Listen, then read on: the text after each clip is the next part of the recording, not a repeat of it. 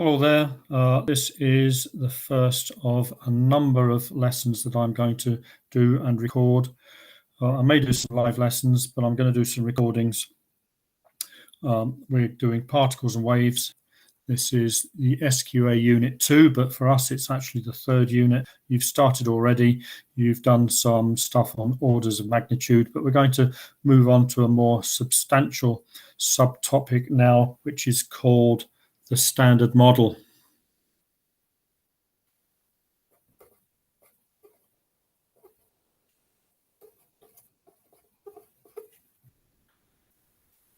I will be posting up, as well as this recording, I'll be posting up some extra resources for you. I'll be giving some links to videos, links to some other presentations that use electronic simulations and electronic notes.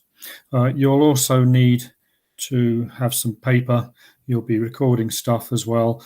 You'll be putting stuff in your ring binder. And if at any time you want to stop and rewind the video, you should be able to do that. You may find it easier actually to download the video. I've found that playing recorded videos whilst they're streaming and going forwards and backwards is sometimes a little bit difficult. But if you can actually download the video, I found that it makes it a little bit easier to go backwards and forwards to parts that you want to and pause it and then take up where you want to again. So, excuse me, before we start on this new section called the standard model, whatever that is, it's all about particles. We'll come on to the later part of this unit, waves, later, but the standard model is all about particles and it's all about forces. I just want to go through some revision, and this is revision from National 5, also a little bit of revision from the electricity unit that you've done earlier in higher. So here's some revision stuff. I will be making some notes on here, which you'll see. You should also have a look at your course notes. You'll need them out in front of you as well at some stage. And if you need to pause, as I say, you need to pause to collect stuff together, to look at what you're doing, then you just pause the video, get yourself together, have a cup of tea, whatever, and then get back to it. So we're going to start with some revision, and here's some things that you need to know.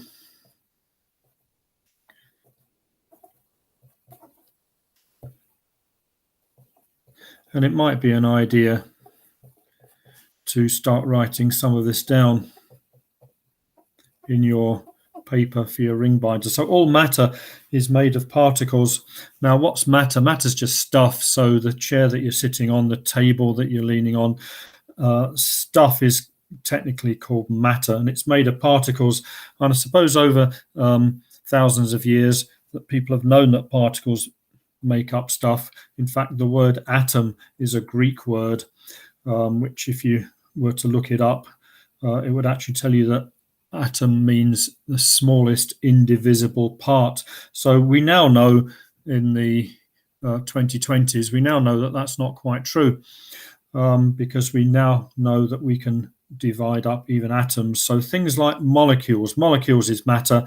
Molecules, H2O, is made of particles, and you could say that hydrogen is a particle. So we can use a particle in a sort of generic way. We know that molecules themselves made up of different atoms joined together, different elements joined together, I should say. So water, for instance, made up of 2 bits of hydrogen and 1 bit of oxygen. Whether you want to say that's 3 particles or not, you could do, I suppose. But if you then look at hydrogen, what's hydrogen made up of? Well, it's made up of electrons and protons, and if it's a little bit more complicated as an element like oxygen, it's made up of neutrons as well. And you might as well say that electrons, protons, and neutrons are particles. That should be your current knowledge of stuff. In the work that we're going to do, we're going to actually show that even protons are made of smaller parts, neutrons are made of smaller parts, but we'll just leave it with the word particles for now. So we now know that See, the Greeks used to think that if you went down the beach and you picked up a piece of sand, you ought to be able to chop up a piece of sand. Would you get two pieces of sand, or would you get something else more profound? And we now know that atoms are made up of protons, neutrons, and electrons. So we call atoms are what are called composite particles. They're made of electrons. They're made of protons, and they're made of neutrons.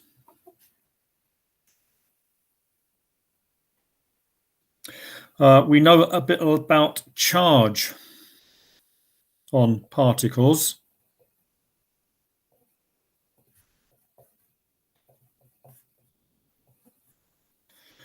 So what you should know is that the electron has one negative charge. And that charge is negative 1.6 times 10 to the negative 19 coulombs. We know that protons have a positive charge, and that the charge on a proton is exactly the same as this, but it's in fact positive. And that's where the P bit in proton, you can help you to remember that protons have a charge of plus 1.6 times 10 to the negative 19 coulombs, and neutrons have no charge at all. So there's a whole series of jokes. I'm sure you might have heard some of them. Neutron walks into a bar and orders 6 pints of beer, 5 vodkas, 3 rum and cokes, asks how much that is, and the barman says, to you, Mr. Neutron, could be Mrs. Neutron, for you, no charge. You can laugh now. I can hear you laughing all the way around the black aisle. Okay, electron, negative charge, proton, positive charge, neutrons, no charge. This is all revision, really. You ought to know that in the nucleus, we have protons and I'm just going to write electrons there. It's a bit daft. Protons and neutrons. And these protons that are positively charged, they ought to repel each other. The neutrons don't have an effect on each other, but protons ought to repel each other, and the nucleus shouldn't be able to stay in one piece. So if you've got a simple nucleus made of a couple of protons and a couple of neutrons, the neutrons don't have a charge, the protons do. They have a positive charge. Then those two protons should repel each other. So you should know that positive charges repel, and you should also know that negative charges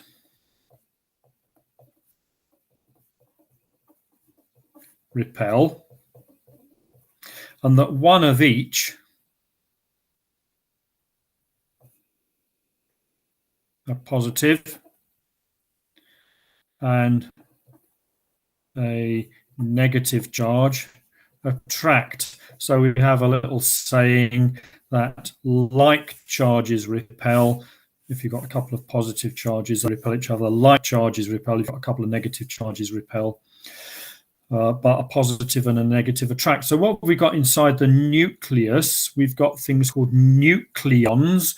A bundle of things together in a nucleus are called nucleons. So there's 4 particles here, nucleons. Said the neutral charges don't do anything. The positive charges should repel each other, but they don't. The nucleus of the atom doesn't fly apart. And so there must be something holding these together. And the thing that's holding these together is forces. So forces are involved here. We've got forces trying to repel the protons. Protons try to repel each other. And we've got some other force as well, which actually holds it all together. We've got negative electrons whizzing around the outside in some sort of orbit. Not to scale, of course. In fact, if we had this nucleus about this size in real life, then these electrons would probably be a couple of 100 meters away. They're very, very far away. And most of an atom is actually empty space. You've got a very small blob in the middle, and then you've got electrons a long way away, and they're in orbit. So we've got this idea of an atom, picture of an atom with electrons going round and round. I've got 2 electrons here, 2 negative charges. They balance out the 2 positive charges. And so overall, an atom is neutral, but it's made up of positive and negative charges.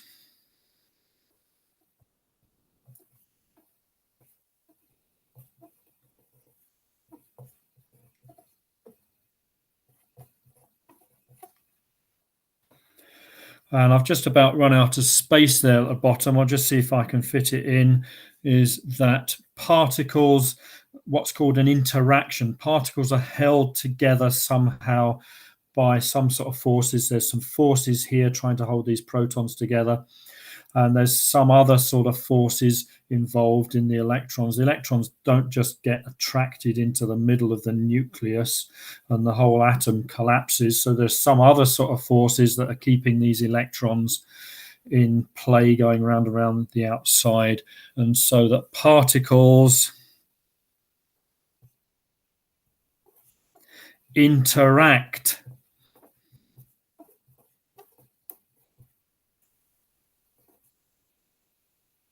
with each other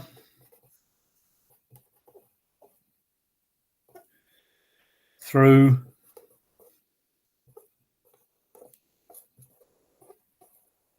forces. Okay, so that's all revision. This is all stuff you should know already. And that takes me nicely to the bottom of that page. So if you want to stop this at any time and write anything down, then feel free. But you should know all of this. This is all revision. All right, I want to now move on to another bit of revision. So I'm going to rub this out.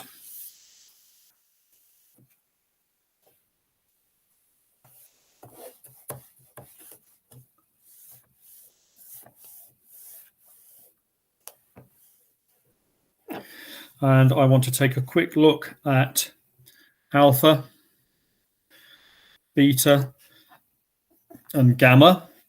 And again, National 5 revision, we should know about some of the characteristics of these particles.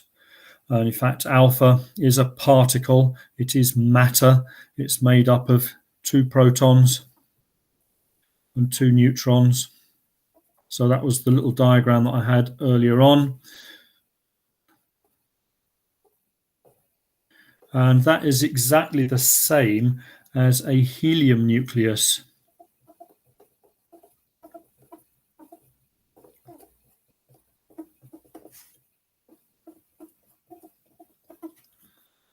So you might need to dig out some National 5 stuff and do a little bit of revision on this. So if it's a helium nucleus, it hasn't got any electrons associated with it. So it's a nucleus, so it's got 2 positive charges. 2 neutrons don't have anything. So it's got a charge of +2. What else do we know about alpha particles? We know that they have a short range in air. Probably just a couple of centimeters. A sort of centimeter range. They're quite large particles compared to a beta. I'll come on to beta in a minute. What are they stopped by? Well, they only have a short range in air, because what actually the air does is the air blocks them, the air stops them.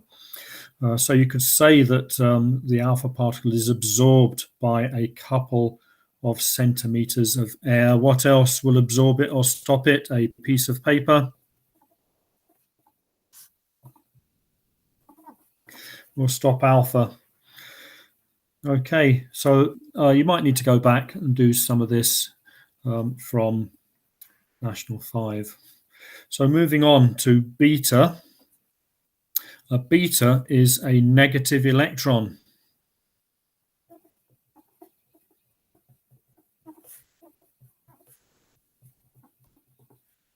And it's just one of them. So it's got a charge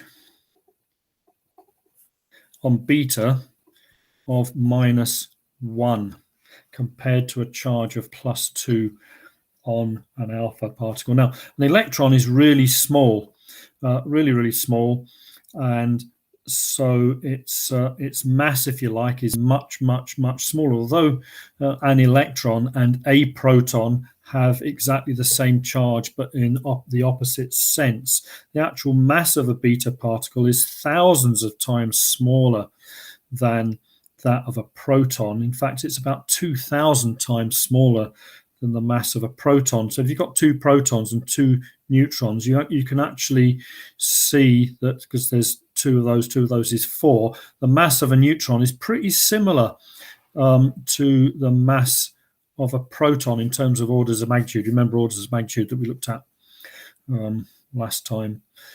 So if a beta particle is about 1/2000th of a proton, and a proton similar to a neutron, then a beta particle is about 1/8000th of the mass of an alpha particle in terms of comparable masses. If you need to have a look at masses, you'll find masses of protons, masses of neutrons, masses of electrons on the data sheet, and you could actually work out the comparative mass of the particles. So a charge of -1, what sort of range? They've got a larger range, and you should remember that the larger range of a beta particle is probably in the order, not of centimeters, but of meters in air. And what are they stopped by? Well, paper doesn't stop them at all, and you'd need some thin aluminium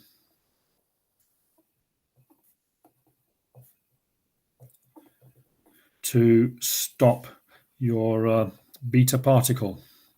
So alpha and beta are definitely particles. They're actually solid stuff of matter. Brings us on to gamma. Now, the first thing about gamma is it's not a particle. It's a little thing of pure energy, something called a photon.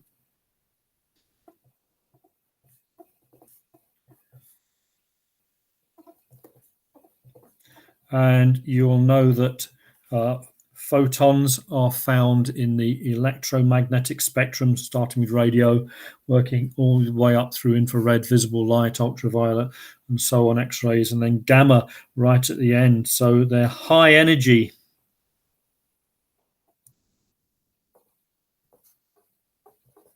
And also a high frequency, and also a short wavelength.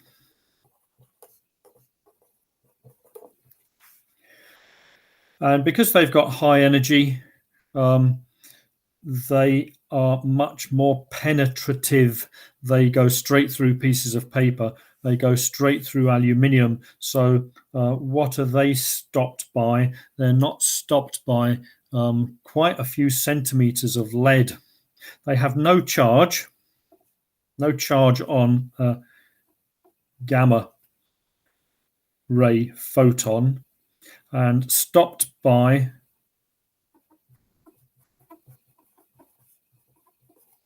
many centimeters of lead. You can actually get them stopped by water as well. And in fact, lead's pretty expensive. If you've got a nuclear reactor that's producing gamma ray photons, you probably surround it by water, and lots of water, and then enclose that inside lots and lots of reinforced concrete to stop the energy getting through. Okay. What sort of range do they have? Well, they have, if you don't put anything in the way to stop them, for instance, lumps of lead, then they have an infinite range. They can travel extremely, extremely long distances. And astronomers have recorded gamma ray bursts from exploding stars many millions of light years away. And there's nothing in space, it's just a vacuum, so there's no lumps of lead around to stop them. So you can actually have gamma ray cameras, and astronomers use them and point them at stars and distant galaxies, and they can pick up gamma ray bursts coming, as I said, millions of light years away. So they've got a very long range. Okay, that's the next bit. Now, where do alpha, beta, and gamma come from? And again, this should be revision. The alpha, beta, and gamma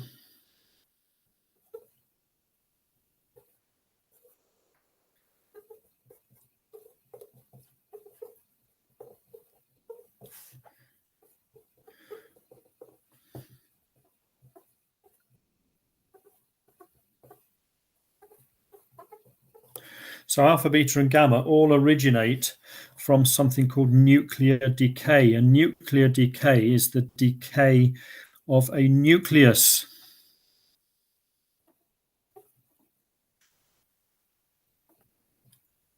We will be covering this again later on in this higher section, because we need to know quite a bit more in depth than at National 5. But if you remember from National 5, you can have a massive nucleus. The most massive naturally occurring nucleus that we have is uranium.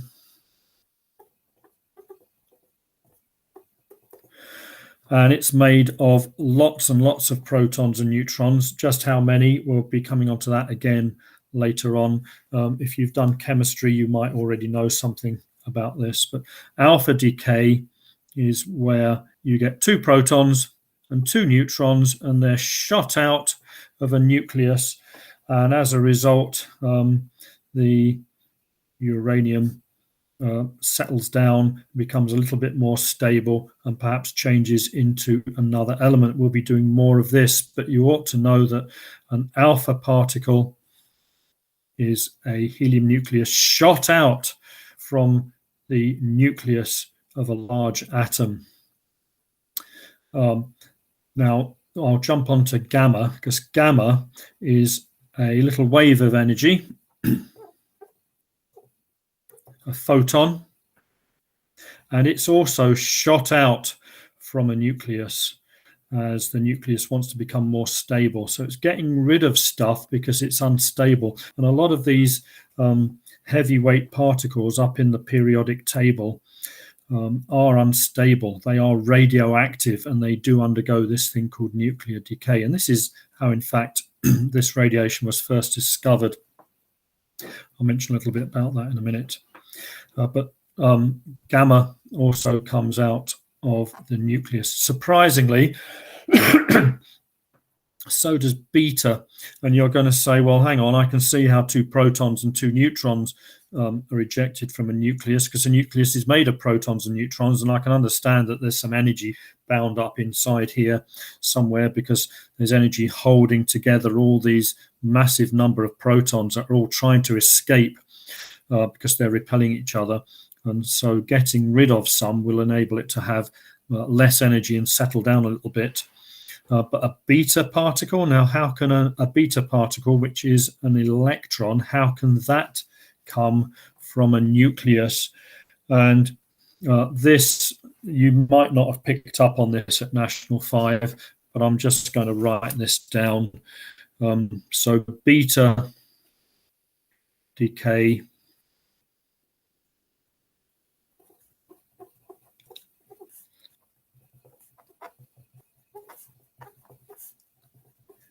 So alpha, beta, and gamma all come from nuclear decay.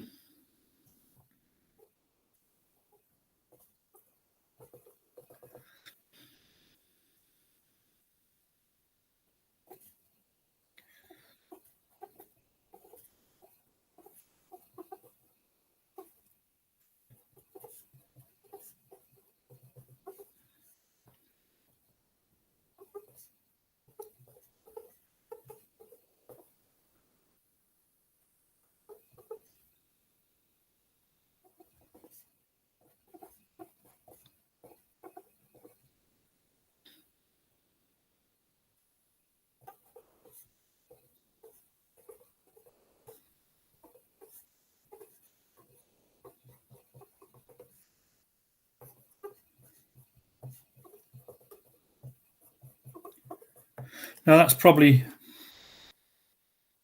can't spell. A neutron decays to become a proton, which is positive, plus an electron, which is negative, and the positive and negative cancels out to give you a no charge or neutral charged neutron. So the electron is shot out. Well, that's interesting as well, because if the electron is negative, how come it's ejected out of the nucleus when there's all these positive particles here, a massive number of positive particles, protons? How can the negative electron get ejected? Well, there's another force involved here, and we'll be looking at this, that these particles are all bound together and all caused by the interaction of forces as well. There is, in fact, another little particle ejected at the same time, which we'll also come on to later. It's called a neutrino. A neutrino, Latin or Italian word.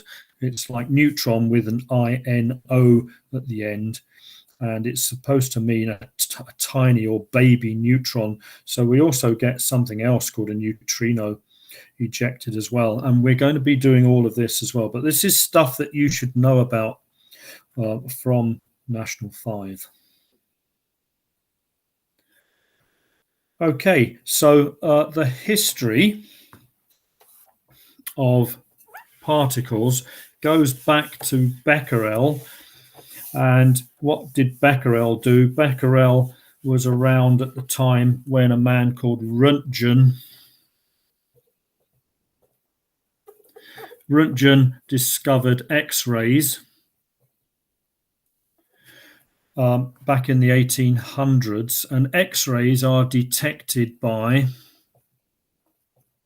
photographic film.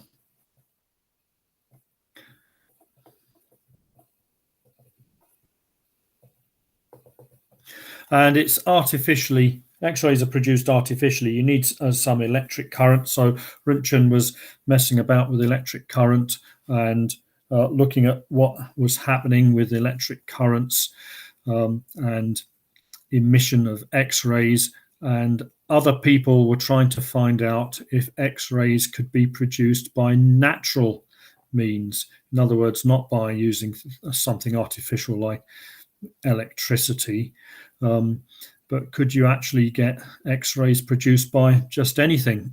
So Becquerel, he was also researching X-rays, and he had a stack of photographic film papers, and he was working in his lab, and he went off for the weekend, and he wanted to keep his photographic film safe, and so he put his photographic film inside a drawer, and he used a large lump of rock as a paperweight, and he used a granite paperweight to keep his X-ray detecting photographic film that he hadn't used. He hadn't used this film. It was unexposed, and he put all this film in a drawer, shut the drawer up, and went away for the weekend. And then he came back, and he was doing some work on his X-rays, but he found that when the film that he'd had in his drawer was developed, and that was looking sideways, this is looking down on it, he discovered that there was a sort of shadow on his photographic film, and there were some marks or tracks, what are called tracks or traces left by the photographic film, and he couldn't work this out, and he thought, well, why should that be? So he came to the conclusion that this lump of granite must also have been giving out X-rays. Well, he was wrong there, because we now know that what Becquerel had discovered was, in fact, alpha particles, but he didn't know they were alpha particles, and he hadn't called them alpha particles at all. But he discovered that natural granite, unlike trying to produce X-rays by some electric current, that natural stuff like granite produced these rays, and that led to the word radiation.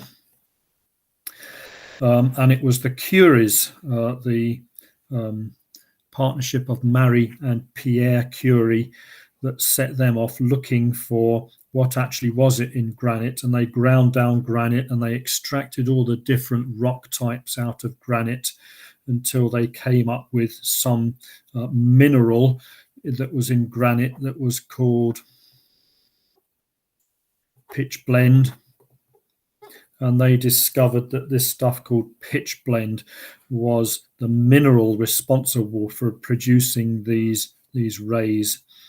Marie Curie went on to receive a Nobel Prize in physics and also got a Nobel Prize in chemistry, the only person who's ever had 2 Nobel Prizes in 2 different disciplines, one in physics, one in chemistry.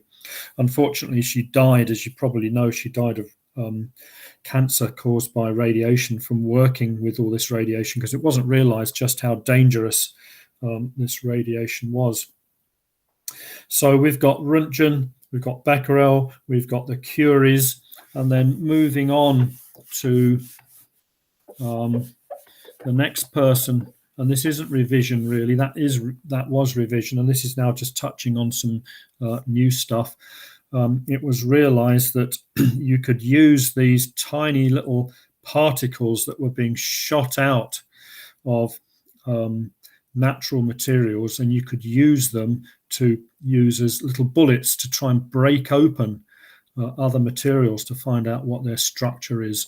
And the person who is most well known for this was a New Zealand physicist called Rutherford, Ernest Rutherford. He came from New Zealand.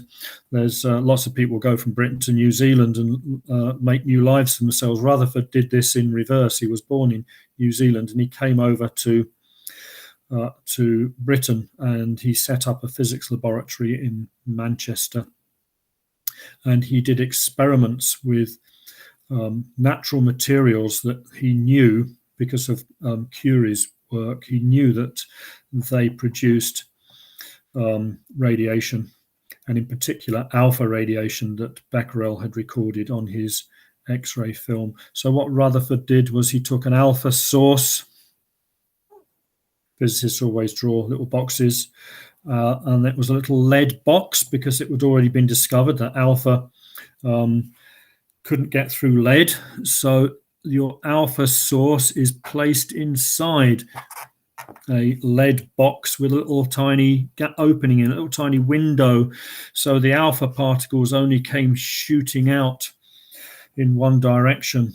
And he wanted to see what the effects were of these alpha particles on different materials, and he started doing some work on some gold film. Now, gold film is just like tin foil that you use for cooking in the kitchen. It's just very, very thin gold rolled out to make a very, very thin metal sheet. And he decided to do some work. In fact, he didn't do the work at all. He got he was a professor of physics. He got 2 of his students in Manchester University. One, you'll recognize this name straight away. One was called Geiger, and the other one was called Marsden. And Geiger then later went on to do some work, not with Marsden, but with another physicist called Muller, and they invented a detector of radiation called the Geiger-Muller tube, which we now know is called the GM tube. The M is not Marsden, but Geiger at the time worked with Marsden. And they invented a detector. But at the time, the only way of detecting radiation was actually to use photographic film, or the work that Geiger and Muller had done was they discovered that you could use a solid material, a bit like the material in the front of an old-fashioned TV screen. When I say old-fashioned, I only mean going back about 10 years or so, when you had TVs that weren't the flat screen things that we have these days, but they're actually like in a big box. Your granny might still have one. And inside the big TV box, you've got a screen at the front, and you've got a big box, and you've got a what's called a gun, a photon gun at the back, and that fires out little particles, in fact electrons, and when they hit the front of the screen, they make the screen glow. This used to be in standard grade physics, but because nobody has these TVs anymore, this is gone. So I've got to teach you this again, that when particles moving at a very high speed, and alpha particles are moving at a very high speed, when they hit a screen made of certain materials, you get something called phosphorescence. That just about fits on my board here. Phosphorescence, basically that means they glow. So your TV screen's normally black. I mean, even a modern TV screen is black, but when these little particles are sprayed out by this gun, this electron gun at the back, they make the screen glow, and the electrons, because they're negative particles, they're maneuvered into different positions on the screen by powerful magnets, and the magnets make the beam of electron, they get sprayed backwards, forwards, left to right, to left to right, and you sort of paint a picture with these electrons onto your screen. So Geiger and Muller used a screen of material that when the alpha particles hit the screen, the alpha particles, not phosphorescence, but the alpha particles do something very similar. When they hit the screen, they glow, make the screen glow, and that's called scintillation. And they developed something called a scintillation counter, which is basically them looking with their eyes and seeing how many little bright spots they could see. And they, in fact, expected to see just not very many alpha particles getting through to the screen at all. But they were quite surprised when they found that the alpha particles were causing quite a lot of this glowing thing, this scintillation on the screen. And they were actually getting through the gold film. So one of the conclusions from Rutherford and his team, that although gold film, you can't see through it because it's solid, it's like aluminium foil, your tin foil that comes off a roll for wrapping food in, is that these materials that appear to be solid must be largely empty space. So we've got this model that we drew earlier of protons and neutrons with electrons whizzing around the outside somehow in some sort of orbits. But the orbit's actually much, much further away. And I mentioned that perhaps if this was scaled up to the right size, this, the nucleus to the electron distance could be hundreds of meters. So that means that the atom is actually largely empty space. And that was indeed borne out by the fact that the alpha particles, although stopped by paper, they could go through this gold film, which was much, much thinner than paper. And they noticed that they got a little pattern of light that appeared on the screen as the alpha particles went through. They also noticed that they got what was called a scattering of particles that went elsewhere. And they got, in fact, if I redrew this screen in sort of 2 dimensions, that in the middle you'd get a lot of scintillation going on, but you'd also get some other glows of light, little specks of light happening elsewhere as particles were called scattered. And they thought, well, how far does this scattering take place? If we move our screen a little bit round, would we still get scattering? What happens if we put our screen elsewhere? And one of the very, very surprising things that came out of this research is that if they put their screen over here, that some of these alpha particles actually were scattered, reverse scattered back almost in the same direction that they came from.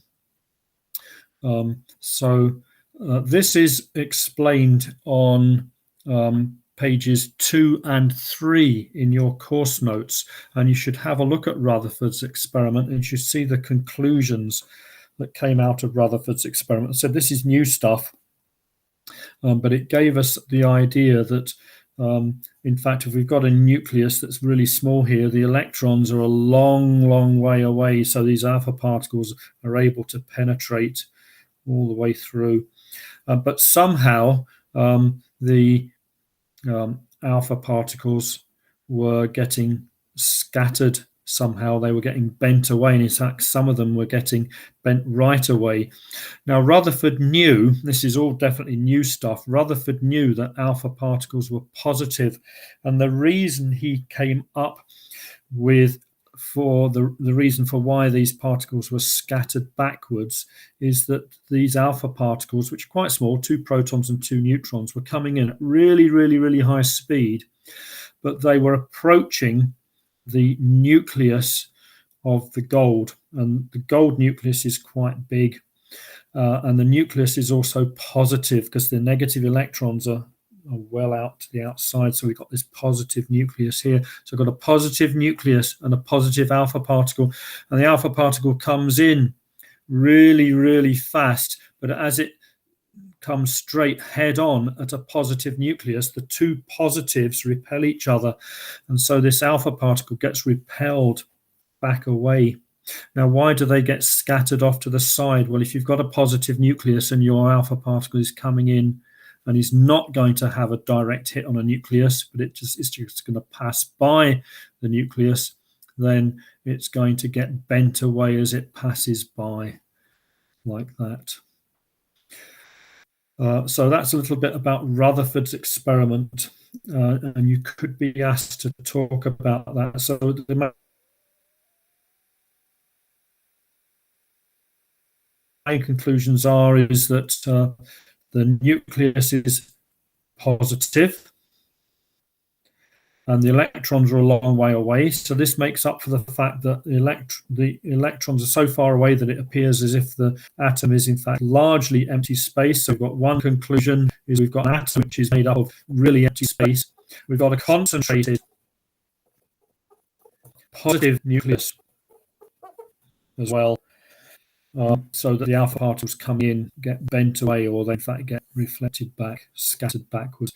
So there's some stuff there. So you've got to go through this. So most of what I've just done in this lesson is revision, but I've just touched on some historical stuff and some new material which you can have a look at, and you'll find more information about that, as I've said, in Mr. Garrett's course notes. I will also put up some electronic simulations completely without commentaries, and they're just like a series of notes really with this sort of stuff, these sort of diagrams added in, and I'll put in some slides. They're a bit like PowerPoint, that things keep changing in the slide and bits of writing get added, and I'll put in some stuff about Rutherford, and this is really the beginning of your introduction to the Standard Model. And with that, I'll stop for now.